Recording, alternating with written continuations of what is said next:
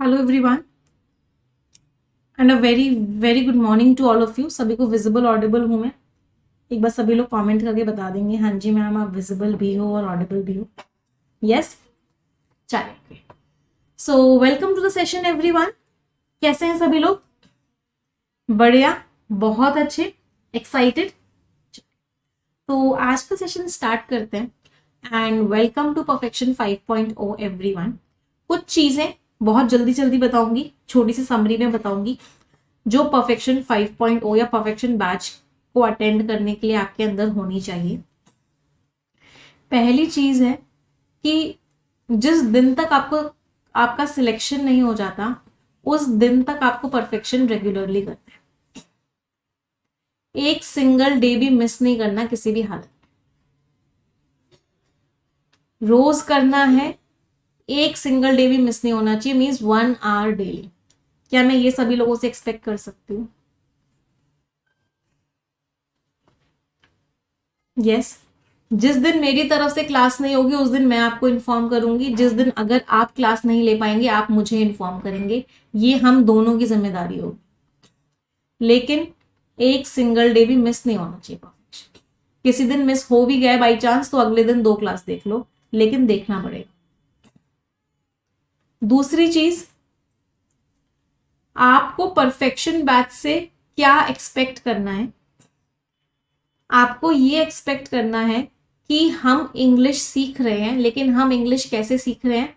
हम इंग्लिश कोई सब्जेक्ट की तरह नहीं सीख रहे हैं, हम इंग्लिश एक लैंग्वेज की तरह सीख रहे हैं। लैंग्वेज का मतलब क्या होता है? लैंग्वेज का मतलब होता है एप्लीकेशन।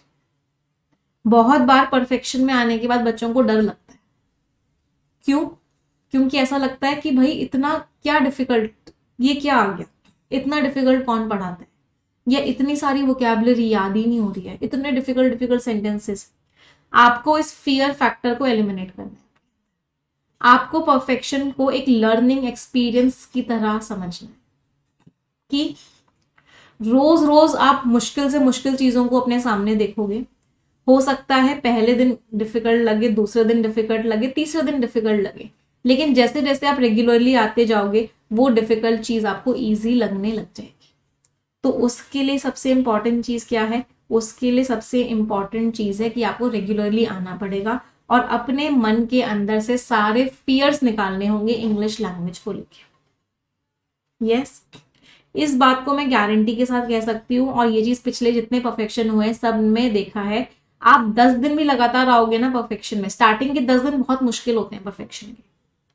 हर दिन मन करता है यार आज नहीं करता, हर दिन मन करता है नहीं यार मेरे बस का नहीं है, हर दिन दिल कहेगा यार बहुत डिफिकल्ट हो रहा है। लेकिन अगर आप 10 दिन रेगुलरली आ गए परफेक्शन में तो 11वां दिन ऑटोमेटिकली ईजी हो जाएगा।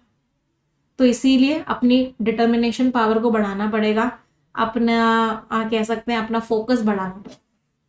तीसरी चीज जो मैं आप सबसे एक्सपेक्ट करती हूँ, सबसे पहले तो आप सभी लोग अपनी कॉपीज में लिख लेंगे जिस भी एग्जामिनेशन की आप तैयारी कर रहे हैं। फॉर एग्जाम्पल आप SBI PO की तैयारी कर रहे हैं, IBPS PO की कर रहे हैं, RRB PO की कर रहे हैं, SSC CGL की कर रहे हैं, कैट की कर रहे हैं, जिस भी एग्जाम की आप तैयारी कर रहे हैं, सबसे पहले मैं चाहती हूँ कि आप अपनी कॉपीज में सभी लोग लिखेंगे कि ये दुनिया का इजीएस्ट पेपर है, it is the easiest exam और I will definitely crack it, और मैं इसको डेफिनेटली क्रैक कर। ये दो चीजें आपको अपने माइंड को बतानी है, माइंड की ट्रेनिंग करनी है। अगली चीज, आपके अंदर मैं क्या एक्सपेक्ट करूंगी परफेक्शन से पहले, ये 5 P's होने चाहिए। ये सारे पीस सबको अपने अंदर डेवलप करने हैं। अगर नहीं है तो अभी से काम करना शुरू कर दो इन पीस पे। यही पीस हैं जो आपको फाइनली परफेक्शन देते हैं या फिर सक्सेस देते हैं। तो ये 5 पीस हर किसी के अंदर होने चाहिए। पहला पी है परसिस्टेंस। परसिस्टेंस का मतलब क्या है? रोज रोज करना पड़ेगा, रेगुलरली करना पड़ेगा। 2 दिन करो 10 दिन नहीं करो कोई फायदा नहीं होगा। बी रेगुलर, जिस चीज को ठाना है उसको रोज करो। दूसरा पी है पेशेंस। 2 दिन में मॉक में फुल मार्क्स नहीं आएंगे, 10 दिन में फुल मार्क्स नहीं आएंगे, पेशेंस भी रखना पड़ेगा। Patience is very very very important. Third P is positive attitude. Positive attitude लेके चलना पड़ेगा। अपने मन से नेगेटिव बातें करना बंद कर दो, मुझसे नहीं हो रहा, मेरे लिए डिफिकल्ट है, मैं कैसे कर पाऊंगा, लाखों बच्चे एग्जाम देते हैं, सिलेक्शन हजारों का होता है, मेरे बस की बात नहीं है, मैं तो हिंदी मीडियम का बच्चा हूँ, मैं तो कभी आज तक एग्जाम में पास ही नहीं हुआ हूँ, मेरे तो मार्क्स कभी अच्छे नहीं आए। नहीं, कोई नेगेटिव बात नहीं करनी। अपने मन को सिर्फ पॉजिटिव बातों से ही भरना है। मैं कर लूंगा भाई, मैं टाइम दे रहा हूँ अपना, इतना इंपॉर्टेंट टाइम दे रहा हूँ, तो मैं डेफिनेटली कर लूंगा, सही जगह से मैं पढ़ाई कर रहा हूँ। हमेशा पॉजिटिव बातें करनी है अपने आप से। Fourth P is practice. भर भर के प्रैक्टिस करनी है, जितनी प्रैक्टिस कर सकते हो करो, जब जब मौका मिले तब तब प्रैक्टिस करो। एक्स्ट्रा टाइम मिल रहा है, प्रैक्टिस करो, पुरानी क्लास उठा लो, प्रैक्टिस कर लो, पीडीएफ उठा लो, प्रैक्टिस करो। और सारे सब्जेक्ट्स के लिए, क्वांट्स के लिए, रीजनिंग के लिए, जितनी प्रैक्टिस करनी है कर लो। बार बार थ्योरी पढ़ने से कुछ नहीं होता, थ्योरी सिर्फ एक बार पढ़ी जाती है, थ्योरी पढ़ने से कोई फायदा नहीं होता। प्रैक्टिस इज द मेन की, सबसे important. And the last P which is again very important, and that is planning. रोज सुबह उठ के टू डू लिस्ट बनाओ, उसको चेक करो रात को कितनी कंप्लीट हो रही है। टू डू लिस्ट में जैसे जैसे चीजें कंप्लीट हो रही है, टिक लगाते जाओ या क्रॉस करते जाओ। एक सेटिस्फैक्शन मिलेगा जब सारे टिक हो चुके होंगे, सारे क्रॉस हो चुके होंगे। तो प्लानिंग करो। और इन सब के साथ एक चीज और मैं हमेशा बोलती हूँ आप लोगों को करने के लिए, जो बहुत लोग करते हैं, बहुत लोग नहीं भी करते हैं, दैट इज मेडिटेशन। ये आपको एग्जाम टाइम में नर्वसनेस से हेल्प करता है, नर्वसनेस से डील करने में हेल्प करता है। आपको टेंशन नहीं होती, आता आता क्वेश्चन आप गलत नहीं करके आओगे, टाइमर ऊपर चल रहा होगा, आपको ऐसे कपकपाहट नहीं होगी, बटरफ्लाईज नहीं होंगे स्टमक में। स्टार्टिंग में 2 से 3 मिनट करो, धीरे धीरे धीरे बढ़ा के इसको 10 से 15 मिनट तक ले जाओ। इतना ले आए अपने अंदर, ऐसी कोई दुनिया की ताकत नहीं है जो आपका सिलेक्शन रोकते हैं, ऐसी कोई दुनिया की ताकत नहीं है जो आपको सक्सेस मिलने से रोकते, परफेक्शन पाने से रोकते। बस these 5 P's are very important. इनमें से एक भी नहीं होगा ना, सिलेक्शन मुश्किल है। चलो अब आ जाते हैं आज के सबसे पहले टॉपिक पे। हाँ, एक प्रेयर से हम स्टार्ट करेंगे रोज का सेशन। प्रेयर से हम क्यों स्टार्ट करते हैं? क्योंकि प्रेयर्स में बहुत ताकत होती है और प्रेयर से हम अपने अंदर बता पाते हैं कि हमें क्या चाहिए। तो let's start with a prayer. मेरे साथ सभी लोग रिपीट करेंगे।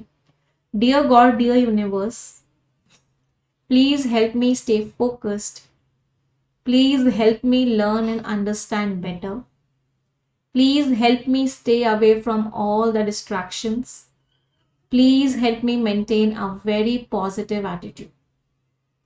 30 seconds के लिए सभी लोग अपने मन में सोचेंगे जो आप जिंदगी में चाहते हैं।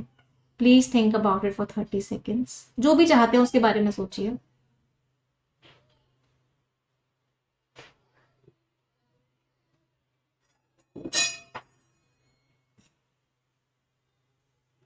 Repeat this line with me. Dear God, dear universe, please help each and every one of us get what we want in life। चलिए स्टार्ट करें। ओके, तो आज सबसे पहले हम किस टॉपिक से स्टार्ट करेंगे? हमारा टॉपिक है रीडिंग कॉम्प्रिहेंशन, जो कि सबसे इंपॉर्टेंट टॉपिक होता है। सबसे ज्यादा इंपॉर्टेंट टॉपिक है रीडिंग कॉम्प्रिहेंशन। ये आपके एग्जामिनेशन का लगभग लगभग मान लो 30 to 40% है। इस टॉपिक में कमांड बना लिया, मतलब 30 से 40% आपकी तैयारी होगी। इस टॉपिक पे कमांड बनाने के लिए आपको 2 चीजों के ऊपर कमांड बनाना पड़ता है। पहली चीज होती है रीडिंग और दूसरी चीज होती है स्किमिंग। रीडिंग आप कब करते हो? जब आपका जो पैसेज होता है वो शॉर्ट होता है, आपको छोटा सा पैराग्राफ दिया गया है तो आप रीडिंग कर लोगे। लेकिन जब आपको कोई लंबा पैराग्राफ दिया गया है, लॉन्ग पैसेज दिया गया है, तो उस केस में आप क्या करते हो? उस केस में आप स्किमिंग करते हो, रीडिंग नहीं करते हो। चल, अब रीडिंग करना तो आसान है, आराम आराम से रीड कर रहे हो। बात आती है मैम स्किमिंग कैसे करते हैं? तो आज हम उसी चीज के ऊपर फोकस करने वाले हैं and the topic is how to do skimming. आप स्किमिंग कैसे करोगे? कुछ इंपॉर्टेंट पॉइंट्स स्किमिंग करते समय। द फर्स्ट पॉइंट जो सबसे इंपॉर्टेंट होता है स्किमिंग करते समय, आपको जिस वर्ड का मीनिंग नहीं पता सबसे इंपॉर्टेंट, मैं आपको एग्जांपल्स भी करवाऊंगी, आपको जिस वर्ड का मीनिंग नहीं पता, ऐसे प्रिटेंड करो वो वर्ड लिखा हुआ ही नहीं था, उस वर्ड को क्या करोगे, स्किप करोगे, उस वर्ड की तरफ देखोगे भी नहीं, उस वर्ड को पढ़ोगे भी नहीं। क्यों? क्योंकि सेंटेंस का मीनिंग एक वर्ड से नहीं निकलता, बहुत सारे वर्ड से निकलता है। तो सबसे पहली चीज, जिस वर्ड का मीनिंग नहीं पता, जिस फ्रेज का मीनिंग नहीं पता, उसको स्किप करो, इग्नोर करो। दूसरी चीज, किसी भी तरह का डेटा दिया हुआ है, किसी भी तरह का कोई नंबर दिया हुआ है, किसी का भी कोई नाम दिया हुआ है, किसी का भी कोई कह सकते हैं वही ऑर्गेनाइजेशन का नाम दिया हुआ है, किसी का भी कोई एग्जाम्पल दिया हुआ है, उसको भी क्या करोगे, स्किप करो, उसको भी नहीं पढ़ोगे। डेटा में बस ये देखोगे बढ़ रही है कोई चीज या फिर कोई चीज डिक्रीज हो रही है, बस उस सबको स्किप कर दोगे। तीसरी चीज, कुछ पीपीटीज मैं आपके लिए ऐड कर देती हूं, just give me a second.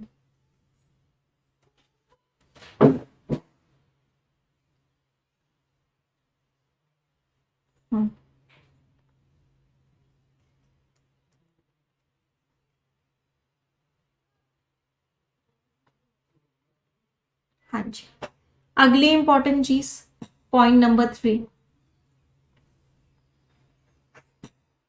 आप जब स्टार्टिंग में स्किमिंग कर रहे होगे तो आपको ऐसा फील होगा कुछ भी समझ में नहीं आता। जब स्टार्टिंग की 2 से 3 लाइंस पढ़ स्किमिंग कर रहे होगे तो ऐसी फीलिंग आएगी कि कुछ भी समझ में नहीं आ रहा है। लेकिन जैसे जैसे आप पैसेज में आगे बढ़ते जाओगे और स्किमिंग करते हुए जाओगे, तब जाके आपको पैसेज समझ में आना शुरू होगा। मतलब यहाँ पे कौन सा पी काम में आएगा, पेशेंस वाला। स्टार्टिंग में नहीं समझ आएगा स्किमिंग में, स्टार्टिंग की 1 लाइन से नहीं समझ आएगा पैसेज क्या कह रहा है, स्टार्टिंग की 2 लाइन से भी नहीं समझ आएगा पैसेज क्या कह रहा है। लेकिन जैसे जैसे आगे बढ़ते जाओगे आपको पैसेज समझ में आएगा कि पैसेज एग्जैक्टली कह क्या रहा है। क्यों ऐसा होता है? क्योंकि एक ही बात को ऑथर बार बार कहते हैं, अलग अलग तरीके से कहते हैं।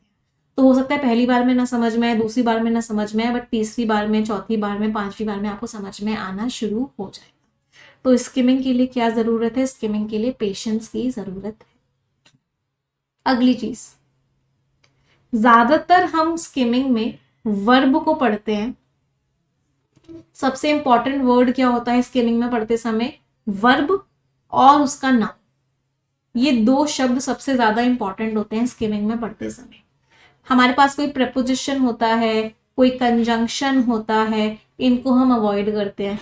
नाउन में भी किसी का नाम होता है, कोई नंबर होता है, उसको हम अवॉइड करते हैं।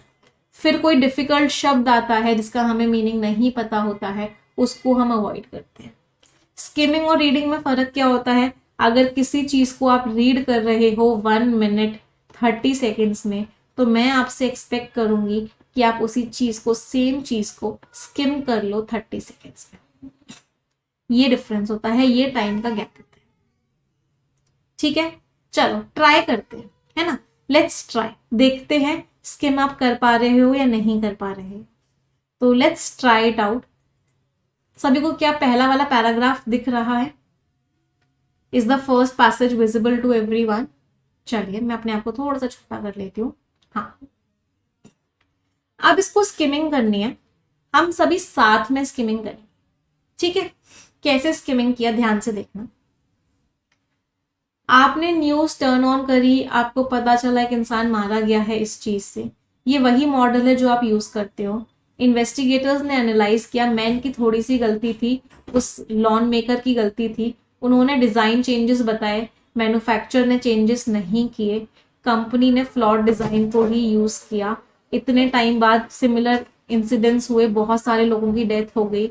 क्या आप उसके लिए सही हो? मैन्युफैक्चरर क्या आपकी सेफ्टी को पहले रखेगा? बेटा क्लास के है ना, मामी की क्लास चल रही है ना, गेट बंद कर दो।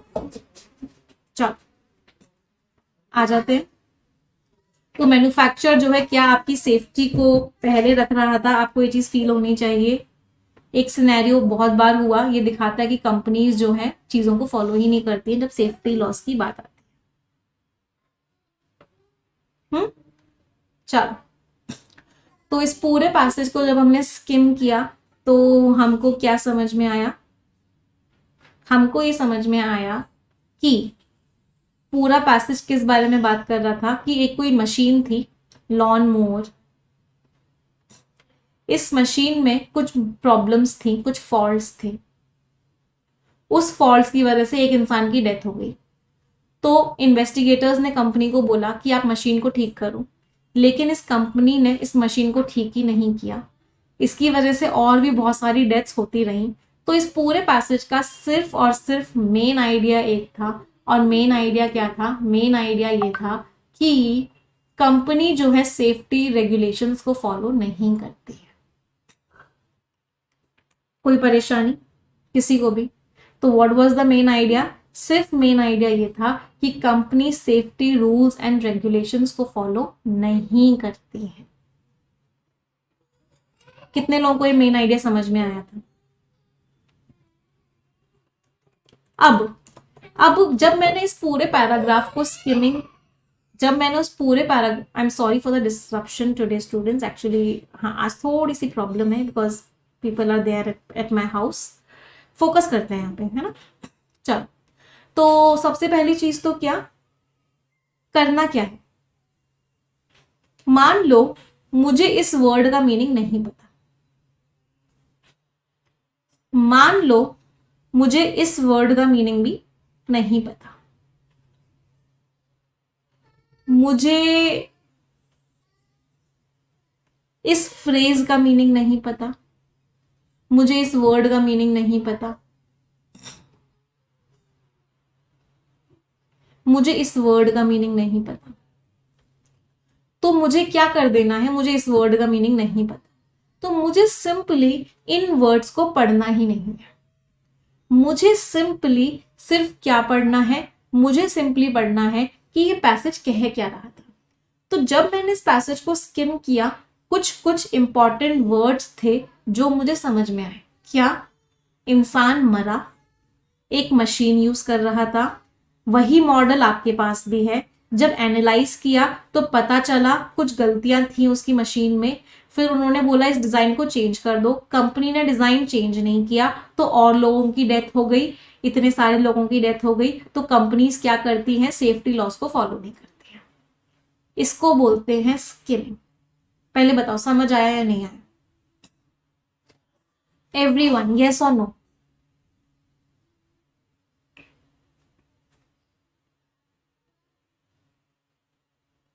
चलो, अब मैं आपको वर्ड्स का मीनिंग बता देती हूँ क्योंकि हमारी वोकैबुलरी तो इंप्रूव होती है ना जब हम वर्ड्स का मीनिंग देखते हैं। तो हाइपोथेटिकल मीन्स जो एक्चुअल में नहीं है, जो रियलिटी नहीं है।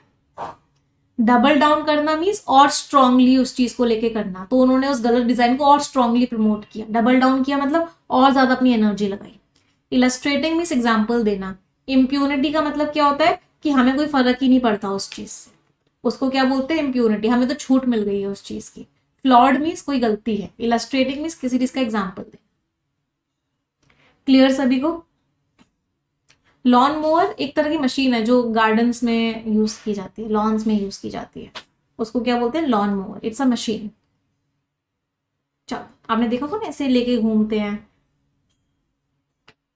चलो, इम्प्यूनिटी मीन्स एक तरीके से एग्जेम्पशन, छूट। अब अगला पैराग्राफ है, इसको भी साथ में करते हैं, फिर इसके बाद अगला वाला मैं आपको टाइम दूंगी। चलो करें।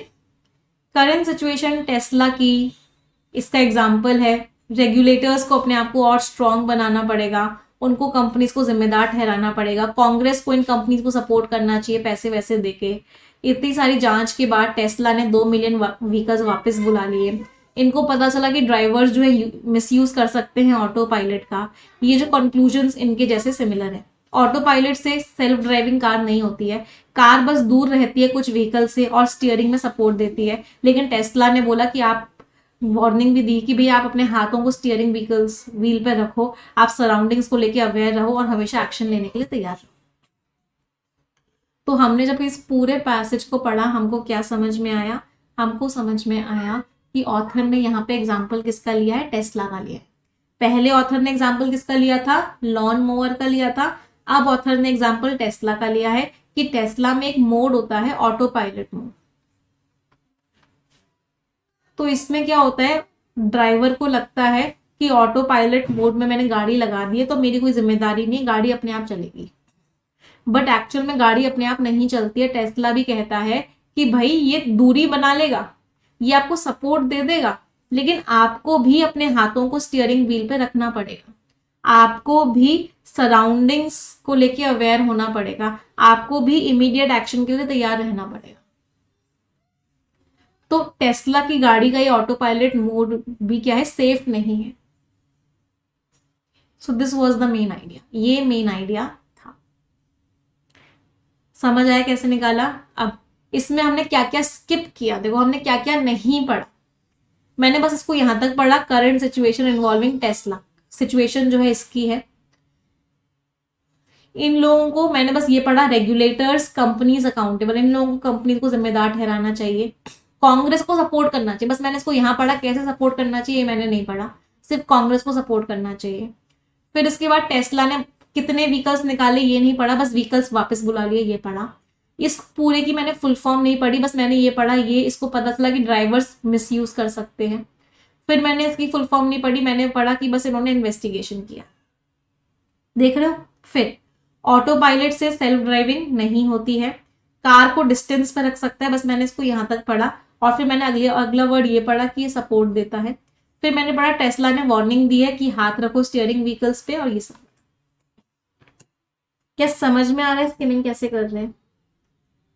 अभी थोड़ा स्टार्टिंग में थोड़ा टफ लगेगा स्किमिंग, बट जैसे जैसे हैबिट पड़ जाएगी स्किमिंग की, वैसे वैसे इजी लगने लग जाएगा।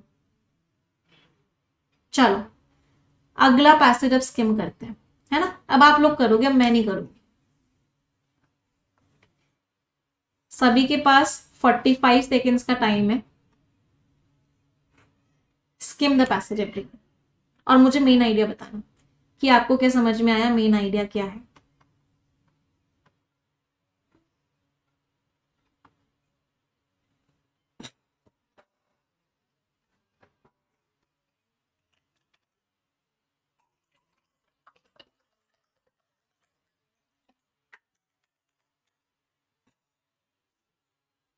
जिस वर्ड का मीनिंग नहीं पता उसको छोड़ दो, कोई फर्क नहीं पड़ता उस वर्ड से।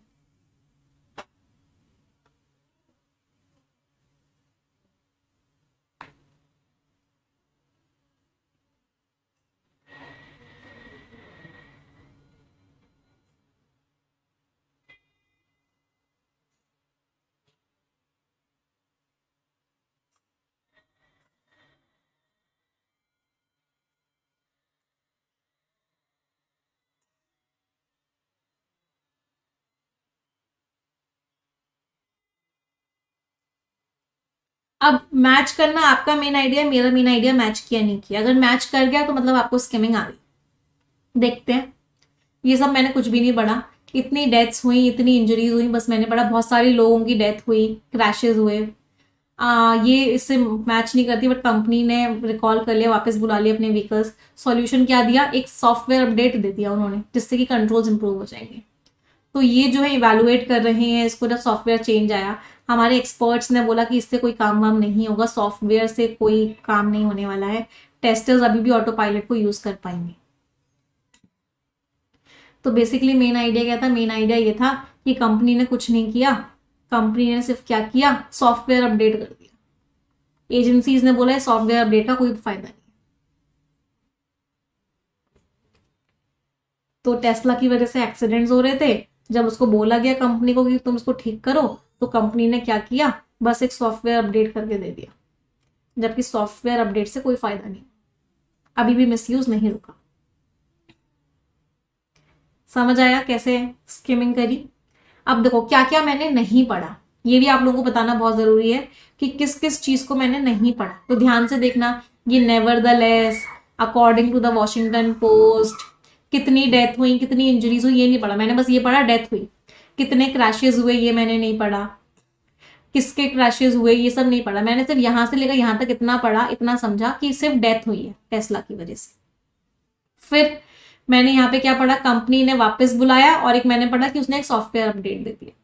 फिर इसके बाद ये जांच कर रहे हैं, फिक्स, इसको पढ़ा मैंने, इनसफिशिएंट है, सॉफ्टवेयर मिसयूज को नहीं रोक पा रहा ज्यादा, तो इससे मैंने क्या निकाला कि सिर्फ मिसयूज को नहीं रोका जा रहा है, तो सॉफ्टवेयर का कोई ऐसा कोई बहुत ज्यादा फायदा नहीं होता है। क्लियर? आपको ना अपने आप को रोकना नहीं है किसी चीज को पढ़ने से, कुछ बताना नहीं है अपने आप को पढ़ना, सिर्फ अपनी आंखों को घुमाना है, और जो जो इंपॉर्टेंट समझ में आ रहा है उसको ग्रास्प करना है, दैट इज स्किमिंग। चलो अब कुछ क्वेश्चंस को देखते हैं। अच्छा, अब क्वेश्चंस करते समय हमको क्या करना पड़ता है, ये तो अभी मैंने आपको स्किमिंग सिखाई है, अब इसको रीडिंग कॉम्प्रीहेंशन की तरह कैसे करेंगे। अब रीडिंग कॉम्प्रीहेंशन के पहले कुछ स्टेप्स सीख लो। तो जब भी हम रीडिंग कॉम्प्रीहेंशन को करते हैं, स्टेप्स क्या होते हैं, जब भी कोई आपका लॉन्ग पैसेज होता है, क्या होता है, जब भी कोई आपका लॉन्ग पैसेज होता है, तो सबसे पहले हम क्या करते हैं, सबसे पहले हम क्वेश्चंस को पढ़ते हैं। क्वेश्चंस को रीड क्यों करते हैं, जिससे कि हमें पता चले कि क्या क्या इंपॉर्टेंट शब्द हैं जिनको हमको रीड करना है वहां पे। मतलब हम इसमें क्या मार्क करते हैं, इसमें हम आइडेंटिफाई करते हैं कीवर्ड्स। कीवर्ड्स क्या होते हैं, जो भी आपको इंपॉर्टेंट शब्द लग रहा है, हर किसी का इंपॉर्टेंट शब्द अलग अलग हो सकता है, तो आप कीवर्ड्स आइडेंटिफाई कर दो। कीवर्ड्स की हिंट क्या होती है, कोई नंबर दिया हुआ है तो वो कीवर्ड होगा, किसी का नाम दिया हुआ है तो वो कीवर्ड होगा, किसी का कोई एक्शन दिया हुआ है कि वो क्या कर रहा है, वर्ब दी हुई है, तो वो कीवर्ड होगा। तो जो भी आपको इंपॉर्टेंट वर्ड लग रहे हैं उसको लिख लो, कहीं अपने पेज पे लिख लो, अगर याद रख सकते हो तो याद कर लो। फिर इसके बाद अगला स्टेप होता है कि आप पैसेज को स्किम करते हो, जैसे कि अभी हमने किया, लेकिन इसमें एक स्टार मार्क क्या है, जिस लाइन में आपको कीवर्ड मिलता है उस लाइन को रीड करते हैं।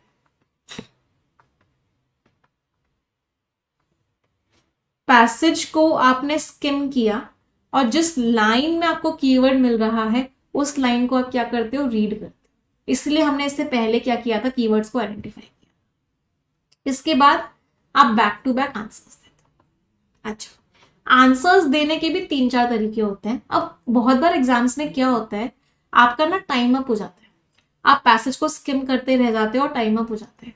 तो इसीलिए हमेशा मैं कुछ चीजें बोलती हूँ रीडिंग कॉम्प्रीहेंशन को करते समय, जिससे कि आपके मार्क्स स्कोर हो जाए। सबसे पहले ना आरसी में जो वोकैब वाले क्वेश्चन हैं, कोई फिलर वाला क्वेश्चन आया है आरसी में, कोई एरर रिडक्शन वाला क्वेश्चन आया है आरसी में, या कोई मिससेलेनियस क्वेश्चन आया है जिसमें पैसेज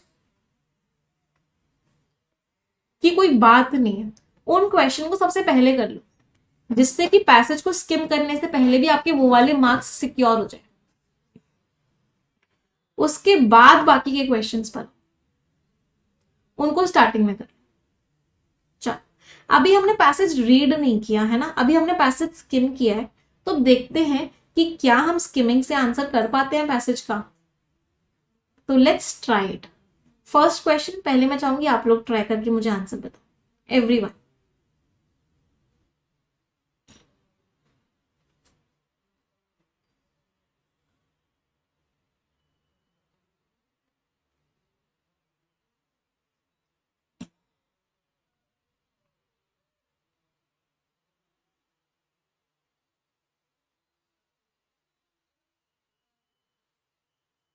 लेट्स सी कितने लोगों का आंसर ठीक निकलता है।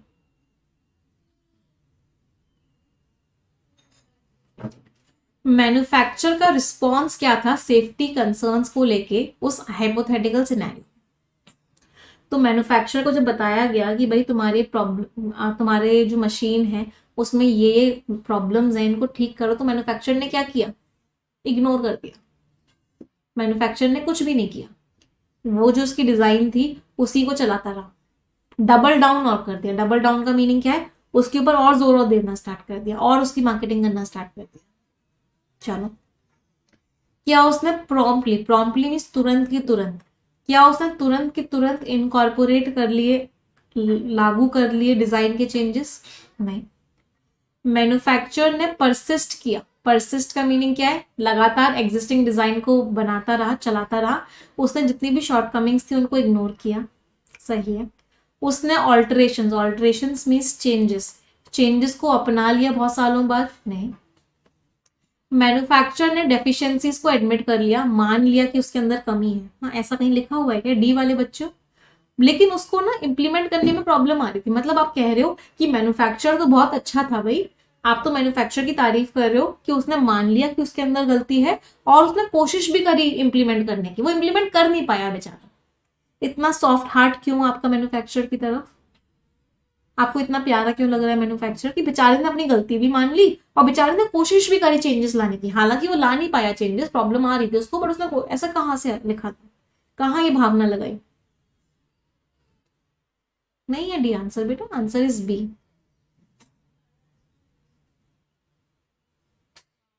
चलो अगला कोशिश करो।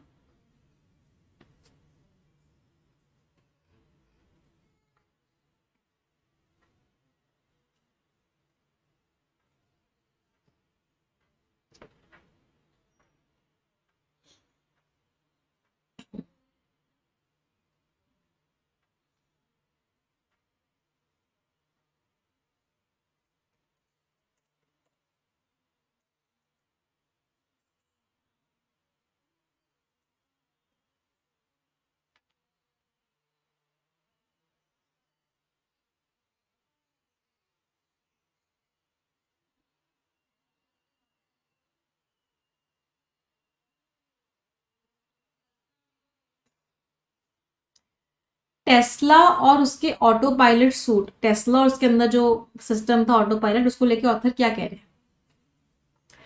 टेस्ला का जो ऑटो पायलट था वो बहुत सिक्योर था, ये तो उल्टा लिखा हुआ है, कोई इशू ही नहीं था उसमें, बिल्कुल सही था।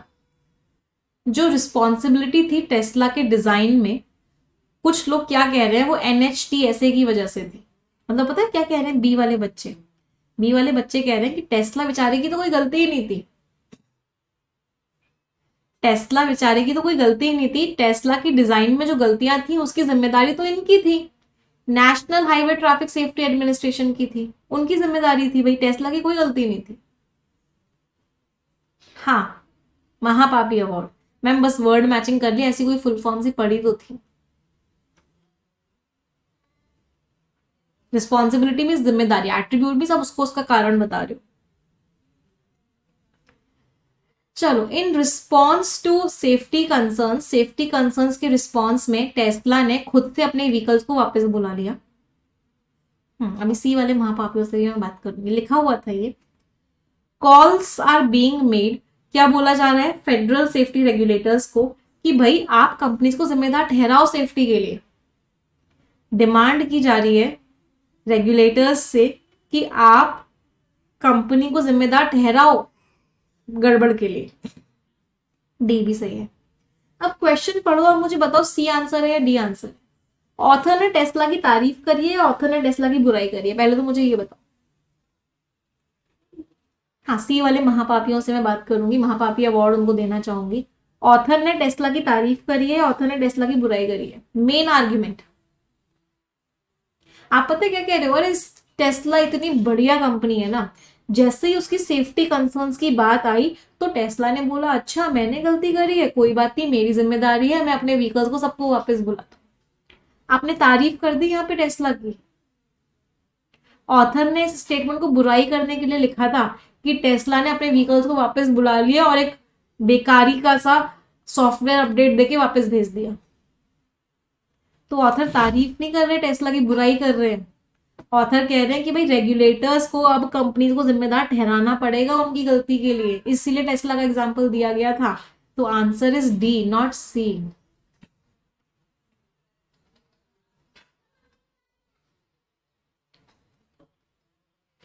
भावनाओं को मत लगाओ, पैसेज को ध्यान से पढ़ो, वर्ड मैचिंग से काम नहीं चलेगा। क्वेश्चंस इजी नहीं है, परफेक्शन के क्वेश्चंस कर रहे हो, इजी नहीं है कि बस सबका आंसर सही निकल गया, दिमाग लगाना पड़ेगा। चलो नेक्स्ट।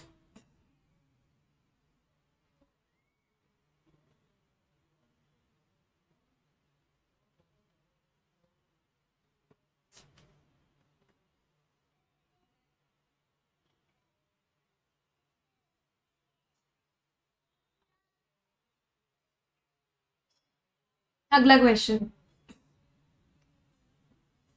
टेस्ला के ऑटो पायलट का मेन फीचर कौन सा था?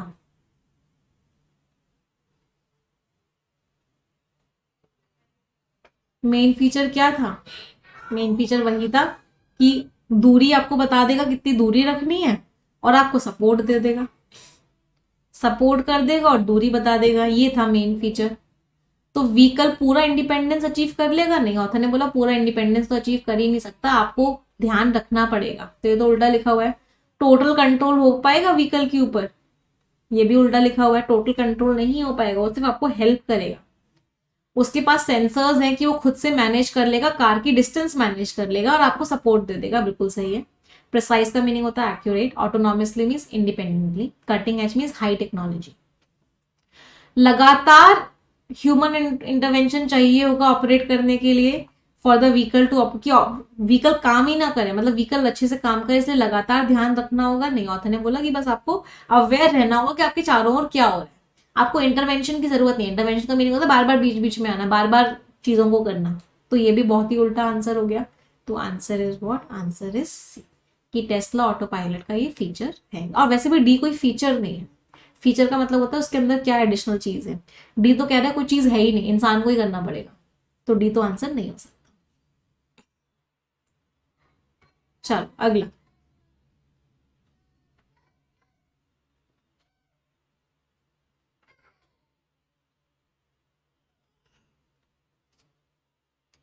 आंसर देंगे।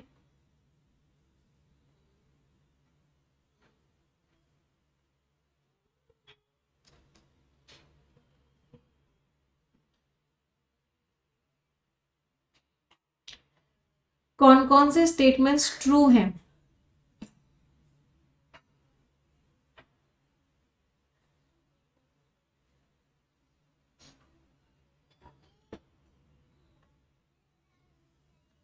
टेस्ला ने जो इनका एनालिसिस था उसके खिलाफ कॉन्टेस्ट किया, लेकिन इसने खुद से but opted against a voluntary recall of over 2 million US vehicles. 2 million US vehicles को वॉलेंट्री मीन्स खुद से रिकॉल किया, लेकिन उसके अगेंस्ट ऑप्ट किया। तो ऑप्ट अगेंस्ट का मतलब होता है नहीं किया, ये अगेंस्ट वर्ड ने गड़बड़ कर दिया, मतलब उसने व्हीकल्स वापस नहीं बुलाए, जबकि पैसेज में तो लिखा हुआ था व्हीकल्स वापस बुलाए थे उसने।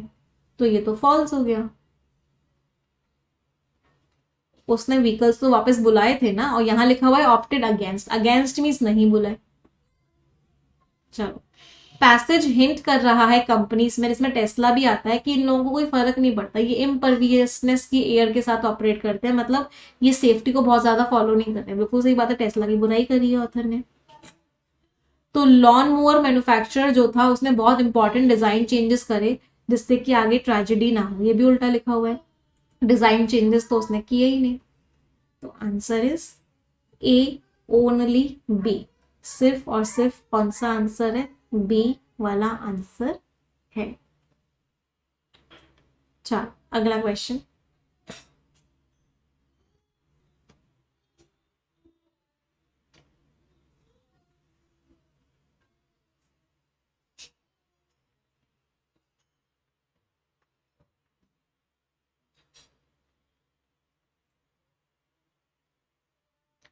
कौन कौन से स्टेटमेंट्स फॉल्स है?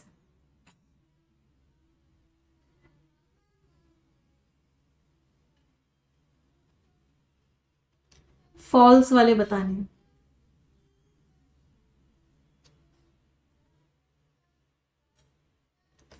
कंज्यूमर रिपोर्ट्स ने इवेलुएट नहीं किया? नहीं, ऑटो पायलट की जांच तो हुई थी, फॉल्स है। मैन्युफैक्चरर ने सारी डेफिशिएंसीज हटा दी थी? नहीं हटाई थी उसने भी, ये भी फॉल्स है। ऑटो पायलट एक फुली इंडिपेंडेंट सिस्टम है और उसको वैलिडेट कर दिया गया, अप्रूव कर दिया गया कि ऑटो पायलट एक फुली इंडिपेंडेंट सिस्टम है, ये भी फॉल्स है। सारे के सारे फॉल्स हैं। तो answer is all A, B and C, सारे के सारे स्टेटमेंट्स फॉल्स हैं। नेक्स्ट, तो बेटा मैं आपको पहले से ही बोला था परफेक्शन क्लास के क्वेश्चन देख के डरना नहीं है। मैं आपको एक बहुत इजी सा पैसेज भी करवा सकती थी जिसके आंसर डायरेक्ट डायरेक्ट निकल जाते हैं, नहीं, बट इजी चीजों के पीछे नहीं भागना है। हमेशा ऐसी चीजें करनी है जिसमें दिमाग लगे। वॉलंटरी मीन्स खुद से।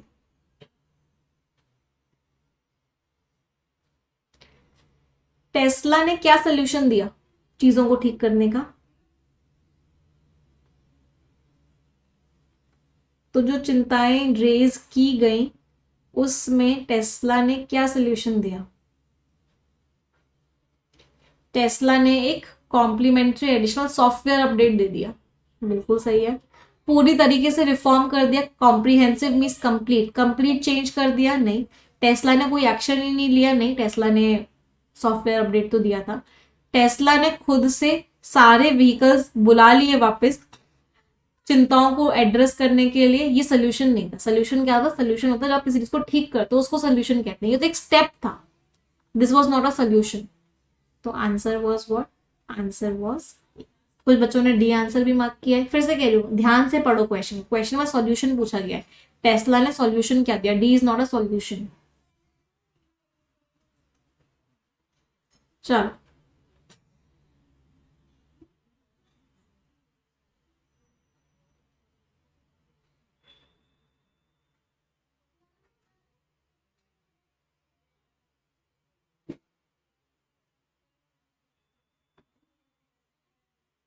पैसेज क्यों बोल रहा है कि जरूरत है फेडरल सेफ्टी रेगुलेटर्स को कि वो और ज्यादा निम्बल। निम्बल का मीनिंग क्या होता है? फ्लेक्सिबल हो जाए, और ज्यादा एक्टिव हो जाए।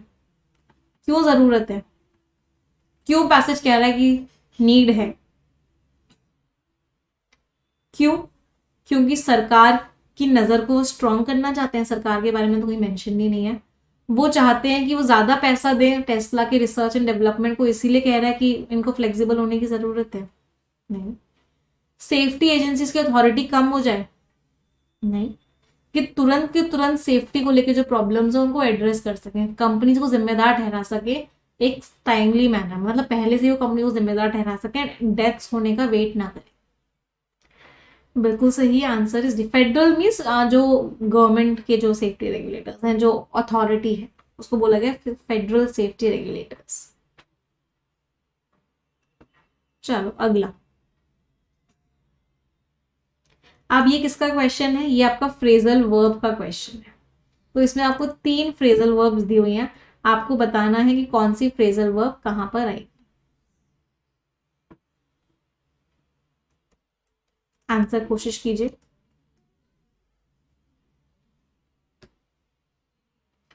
अनफॉर्चुनेटली दुख की बात यह है कि एक ऐसा सिनेरियो जो है बहुत बार सामने आया है।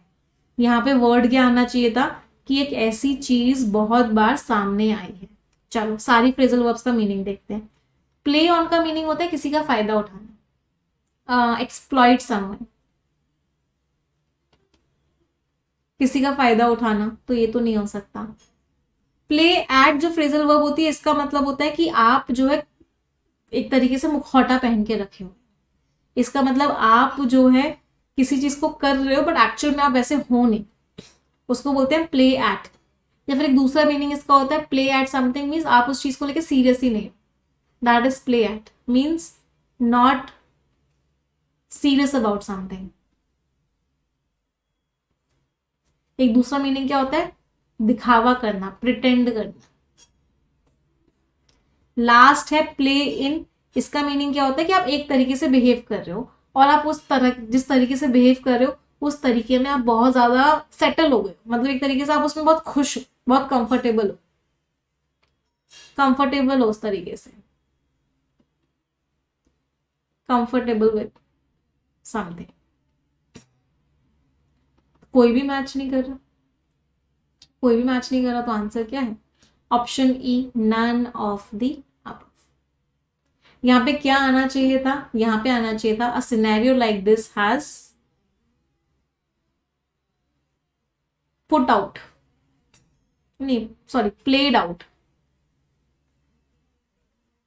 प्लेड आउट का मतलब क्या है? हमारे सामने आया है। तो एक ऐसा सिनेरियो जो है सामने आया है बहुत सारे ओकेजन्स में रिसेंट ईयर्स। कोई दिक्कत किसी को? तो play on, play at, play in कुछ भी नहीं आ सकता था, प्ले आउट आ सकता। फ्रेजल वर्ब्स समझ आया फर्स्ट पैसेज सभी को?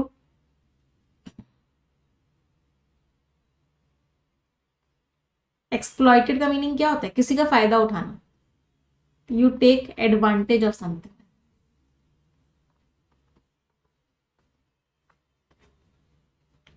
स्किमिंग कर रहे हैं दूसरे पैसेज की, तैयार है स्किमिंग के लिए? देखते हैं कितने लोगों को स्किमिंग आई। यहां से लेकर यहां तक स्किम करके मुझे मेन आइडिया बताएंगे सभी लोग।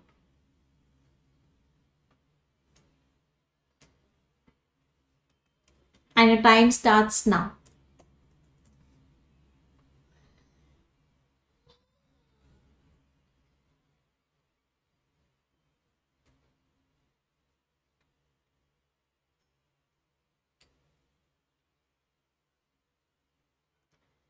प्ले आउट मीन्स कोई चीज होना, हैपन होना, तो ऐसी चीज हुई है।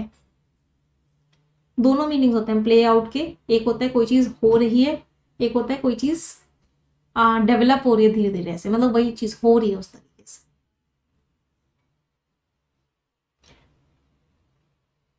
मैम एग्जॉस्टेड भी होता है, एग्जॉस्टेड भी होता है, थक जाना भी होता है, बट यहाँ पे थक जाने वाला मीनिंग नहीं, यहाँ पे होने वाला मीनिंग, कोई चीज हो रही है।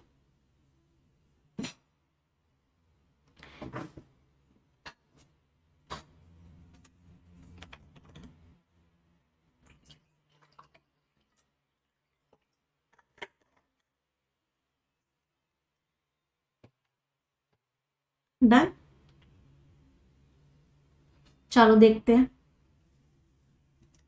आर्टिफिशियल इंटेलिजेंस फर्म्स ने स्क्रैप कर दिया, इंजेस्ट कर लिया, मतलब बहुत सारी स्टोरीज थी उनको अपने अंदर ले लिया। ये आर्ट स्टूडेंट्स जैसा है जो पेंट करना सीख रहे हैं मोनालिसा को दोबारा बना के, या एक गलत है। न्यूयॉर्क टाइम्स कहता है कि एक लॉ केस फाइल हुआ मैनहट्टन में, जिसमें और क्रिएटर्स और कॉपी ओनर्स भी ज्वाइन कर गए हैं। ये एआई कंपनीज को चैलेंज कर रहे हैं कि वो उनका काम यूज कर रहे हैं।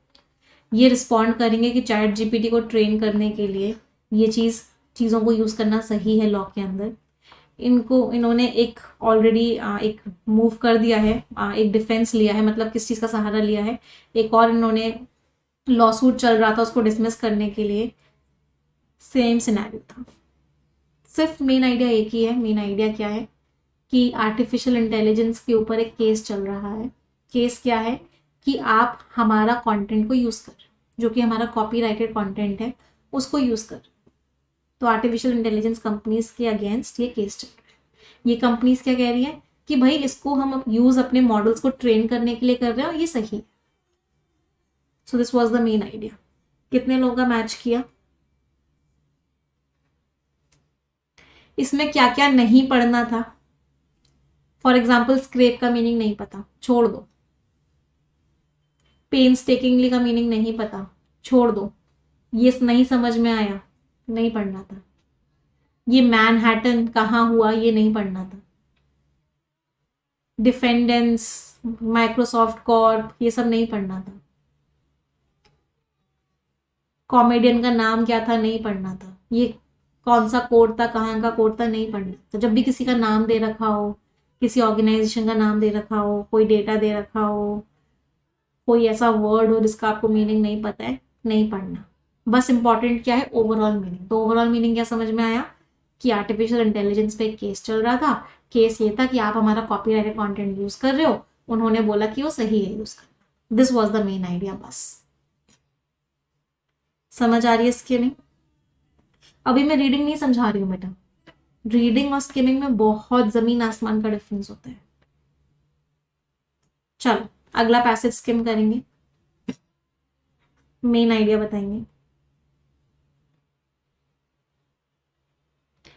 नजर जाएंगे तो पढ़ोगे बट इग्नोर कर दो, मीनिंग को लो ही मत उसको। नजर तो जाएगी, बिल्कुल जाएगी, बस इग्नोर कर दो।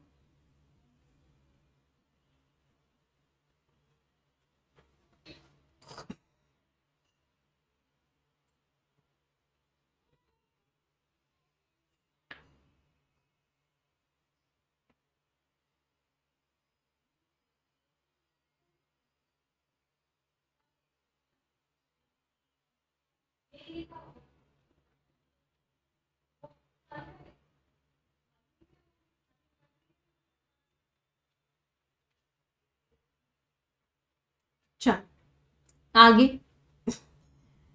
इन्होंने बुक्स को भी यूज किया है ट्रेन करने के बाद, मतलब बुक से ट्रेनिंग की, फिर बुक्स का ही कंटेंट यूज कर रहे हैं। ये बहुत अच्छा नहीं चल रहा है ये केस। जज ने अभी मेटा के मोशन को ग्रांट किया, सबको डिसमिस कर लिया, बस एक क्लेम को डिसमिस नहीं किया।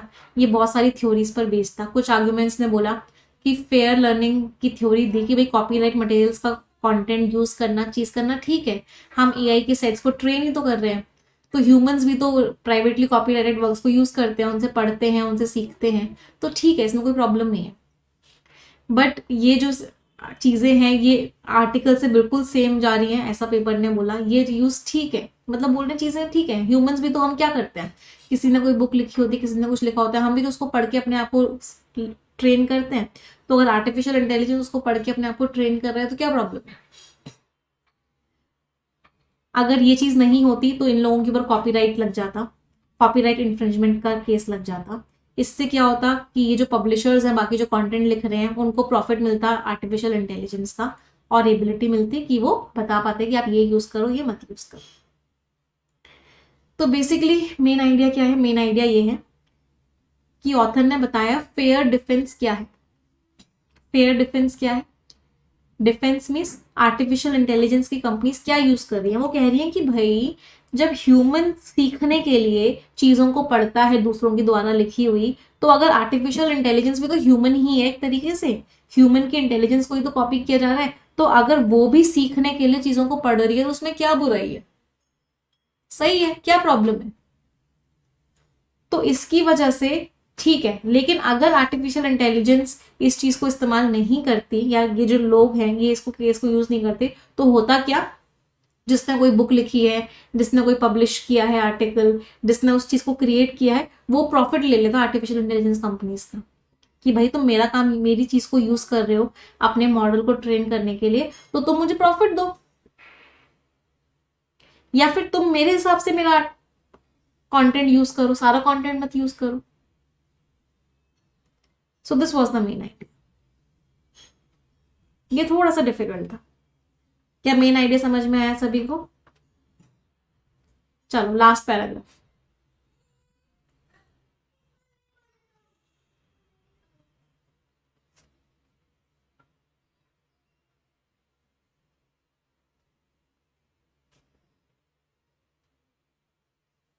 अभी बेटा फर्स्ट क्लास में उतने अच्छे से स्किमिंग नहीं आएगी, अभी थोड़ी थोड़ी स्किमिंग आएगी, जैसे जैसे रेगुलर होगी तब जाके स्किमिंग पे कमांड आएगा।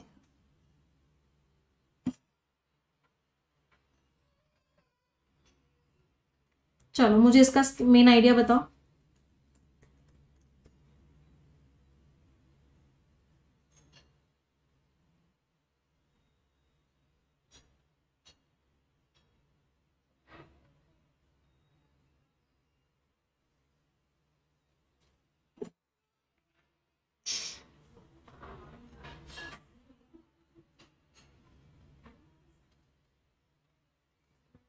इसका क्या है, फिर एक स्पोक्स पर्सन ने क्या बोला कि जो फर्म है वो कंटेंट क्रिएटर्स के, ओनर्स के राइट को रिस्पेक्ट करती है, उनके साथ वो काम कर रही है जिससे कि उनको भी फायदा हो। बातचीत चल रही है और चीजें आगे बढ़ रही हैं, तो उनको लग रहा है कि ये जो केस वेस हुआ हम इससे थोड़ा सा नाखुश है। अब हमें लगता है कि हम दोनों मिलजुल के काम करेंगे, पब्लिशर्स के साथ मिलजुल के काम करेंगे, दोनों का फायदा होगा। माइक्रोसॉफ्ट ने तो कुछ नहीं बोला। जब 8 स्टूडेंट्स मोनालिसा को कॉपी करते हैं तो वो समझते हैं कि किस तरीके से उसका विजन एग्जीक्यूट किया। उनका गोल होता है कि वो अपना विजन को बनाए उस चीज को यूज करके ओरिजिनल स्टाइल में, ना कि कॉपी करते हैं। तो मेन आइडिया दो थे। पहला मेन आइडिया था कि आर्टिफिशियल इंटेलिजेंस और जितने भी पब्लिशर्स हैं, कंटेंट क्रिएटर्स हैं, वो मिलजुल के काम करेंगे। इस चीज के ऊपर डिस्कशन चल रहा है। पहली चीज तो ये थी, mutually they will work in a mutually beneficial way, एक दूसरे का फायदा करते हुए काम करेंगे। दूसरी चीज ये थी कि जब ये एग्जाम्पल दे रहे हो आप कि जितने भी आर्ट क्रिएटर्स होते हैं वो भी तो लियोनार्डो दा विंसी को कॉपी करते हैं, मोनालिसा बनाते हैं, तो उसका क्या एग्जाम्पल है, मोनालिसा सेम टू सेम नहीं बनाते, वो उसको समझते हैं, उससे कुछ और बनाते हैं। लेकिन आर्टिफिशियल इंटेलिजेंस तो क्या करता है, बिल्कुल सेम बना देता है। तो वो एग्जाम्पल ठीक नहीं है, ऐसा ऑथर कह रहे हैं।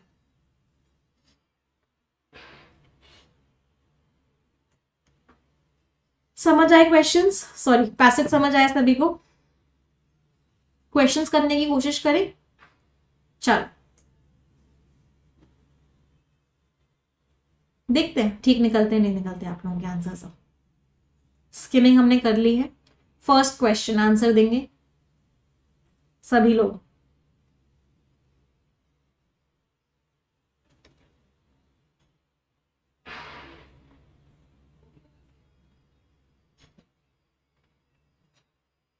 ध्यान से पढ़ो और आंसर दो, घोटाला मत करना, सारे पैसेजेस को बहुत ध्यान से पढ़।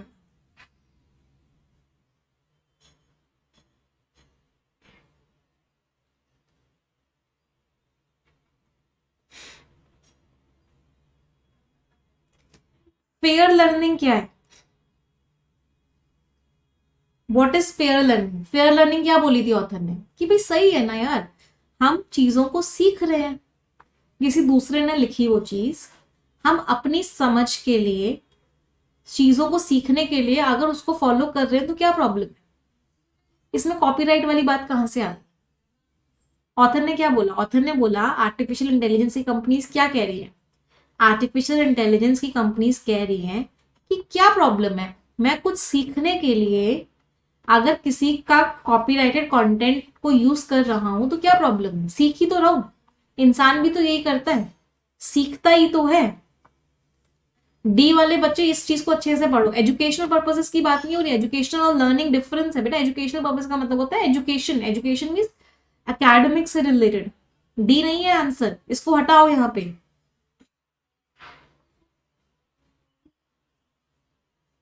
आर्टिफिशियल इंटेलिजेंस की फेयर लर्निंग क्या है कि भाई मैं अपने आप को ट्रेन करने के लिए, अपने आप को सिखाने के लिए, चीजों को सीखने के लिए अगर कॉपीराइटेड मटेरियल यूज कर रहा हूं तो उसका लॉजिक बताया ऑथर ने कि वो सही है।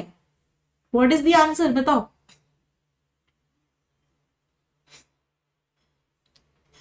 दी प्रोपोजिशन थ्योरी है क्या ये कि एआई का जो आउटपुट होता है वो सेम होता है? नहीं, लॉजिक बताया ऑथर ने कि भाई मैं अपने आप को ट्रेन करने के लिए कॉपीराइटेड मटेरियल यूज कर रहा हूं, फेयर लर्निंग है, कोई दिक्कत नहीं है। नहीं हो सकता। लॉजिक है कॉपीराइटेड मटेरियल को इंक्लूड करने का ट्रेन करने के लिए, बिल्कुल सही बात है। ये असर्शन है कि एआई फर्म से कंटेंट क्रिएटर्स का बेनिफिट होता है तो गलत है, बेनिफिट तो हो नहीं रहा, उनका तो नुकसान हो रहा है, उनका कॉपीराइट कंटेंट आप यूज कर रहे हो, तो ये तो गलत है। कंपैरिजन किया गया है एआई ट्रेनिंग प्रोसेस के बीच में और इंसान जो कॉपी करता है कॉपीराइटेड वर्क्स, कंपैरिजन को फेयर लर्निंग थोड़ी ना बोला गया है। किस चीज को फेयर लर्निंग बोला गया कि मैं अपने आप को ट्रेन करने के लिए पढ़ रहा हूँ, कॉपीराइटेड कंटेंट यूज कर रहा हूँ। Answer is what? Answer is D, not D. कोई परेशानी किसी को भी?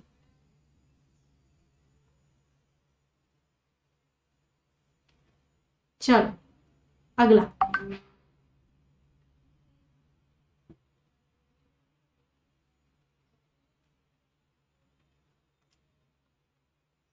पैसेज के हिसाब से आर्ट के स्टूडेंट्स मोनालिसा को क्यों कॉपी करते हैं? बहुत गहराई वाले क्वेश्चन है बेटा, ऊपर ऊपर से नहीं होंगे, क्वेश्चन को ध्यान से पढ़ो और आंसर दो।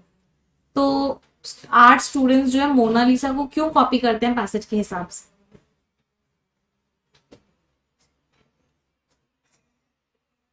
आंसर बताएंगे सभी लोग।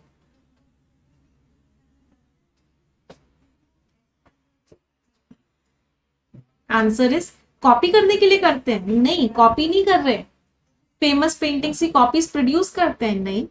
डिवाइस में सजेस्ट करते हैं टूल्स की किस तरीके से सेलिब्रिटी आर्टवर्क्स को क्रिएट, टूल्स बनाने के लिए करते हैं? नहीं नहीं, वो उन मेथड्स को ग्रास्प करना चाहते हैं, उन मेथड्स को लेना चाहते हैं जो डाविंसी यूज करते हैं, तो उन मेथड्स को समझने के लिए करते हैं, तो वो उन मेथड्स को समझने के लिए मोनालिसा को कॉपी करते हैं। Answer is what? चलो अगला क्वेश्चन आंसर देंगे।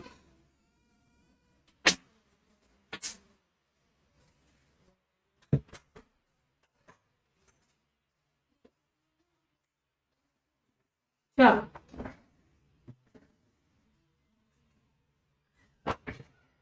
Next question everyone.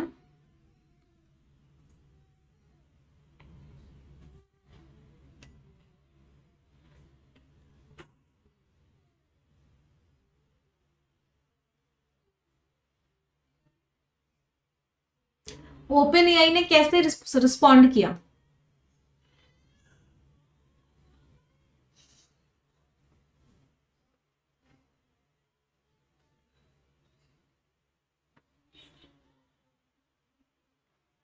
Open AI ने कैसे रिस्पॉन्ड किया? ओपन एआई ने क्या किया? ओपन एआई ने बोला कि भाई देखो मेरी बातचीत चल रही है उनसे, तो उन्होंने क्यों केस कर दिया? ओपन एआई ने क्या बोला था? देखो याद करो, हमने स्किमिंग करी थी। उन्होंने बोला था हम बातचीत कर तो रहे हैं, तो हम बड़े सरप्राइज है भाई क्यों केस कर दिया। भाई जब मेरी तुम्हारी बातचीत चल रही है कि मैं तुम्हें जो टॉपिक है उसके ऊपर, तो तुमने केस कैसे कर दिया जाके? बताओ आंसर क्या होगा?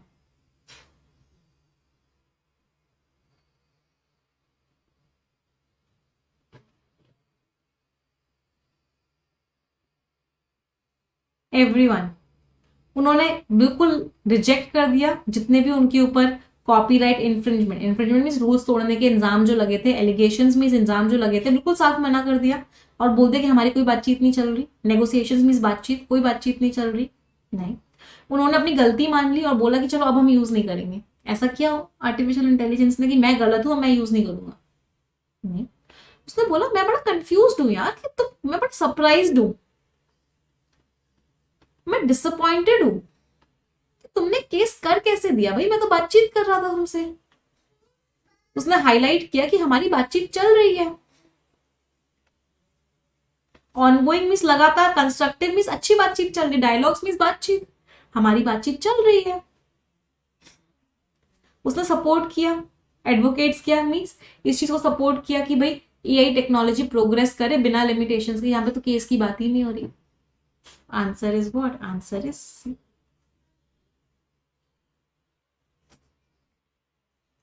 चलो अगला।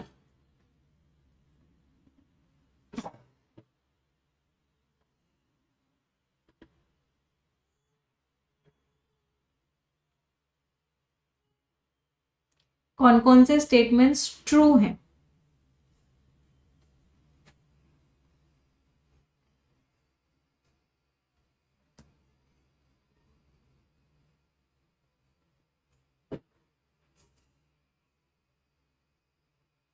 आपको क्या बताना है? कौन कौन से स्टेटमेंट्स ट्रू हैं?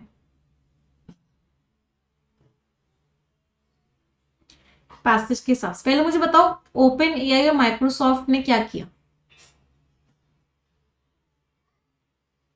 ये दोनों कहेंगे, एंटिसिपेटेड मीन्स एक्सपेक्टेड है कि दोनों क्या कहेंगे, फेयर यूज डिफेंस को यूज करेंगे। फेयर यूज डिफेंस का मतलब क्या है?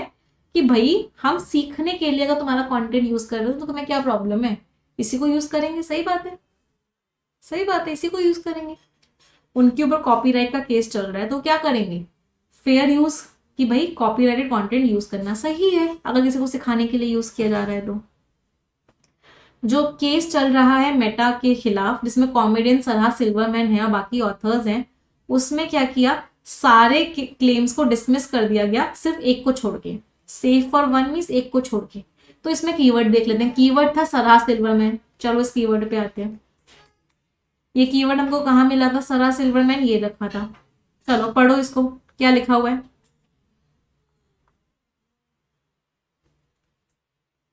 क्या लिखा हुआ है? जज ने क्या किया इसमें? आंसर बताओ, क्या ये सही है या गलत है? जज ने सबको डिसमिस कर दिया बट वन, एक को छोड़ के। To dismiss all but one, सबको डिसमिस कर दिया एक को छोड़ के। ट्रू है फॉल्स है? ट्रू हो गया ये भी। चलो, तो ये जो फेयर यूज डिफेंस है, इसका पीछे कॉन्सेप्ट क्या है? फेयर लर्निंग, जो कि कुछ एकेडमिक्स सामने रखते हैं। मतलब इसके पीछे का कॉन्सेप्ट क्या है? इसके पीछे का कॉन्सेप्ट है फेयर लर्निंग, जो कुछ एकेडमिक्स कहते हैं। तो फेयर डिफेंस का जो थ्योरी है वो फेयर लर्निंग की थ्योरी में ग्राउंडेड है। सही है ये भी, ये भी सही है, क्या प्रॉब्लम है? फेयर लर्निंग की थ्योरी तो है ये, कि भाई मैं कुछ सीख रहा हूं, कॉपीराइटेड कंटेंट यूज कर रहा हूं, तो क्या प्रॉब्लम है? Answer is what? D, all A B and C. Positive means put forward, जैसा कि कुछ एकेडमिक्स कहते हैं। तो फेयर लर्निंग जैसे कि कुछ एकेडमिक्स कहते हैं, इसकी, इसका जो कॉन्सेप्ट है वो इसी, यहीं से आया है। समझ आया सभी को? मजा आया? अब कुछ क्वेश्चंस मैं आपको होमवर्क दे रही हूँ। एकेडमिक्स मतलब एजुकेशन की फील्ड में, तो यहाँ लिखा हुआ था ना कि ये देखो, जब इंसान को कुछ सीखना होता है, कहाँ मेंशन था ये चीज? ये यहाँ मेंशन थी, बताती हूँ एक सेकंड। जब हम स्किमिंग कर रहे थे तो हमने पढ़ा था,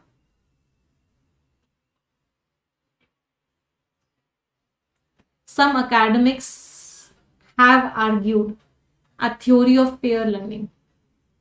उन्होंने बोला सही है।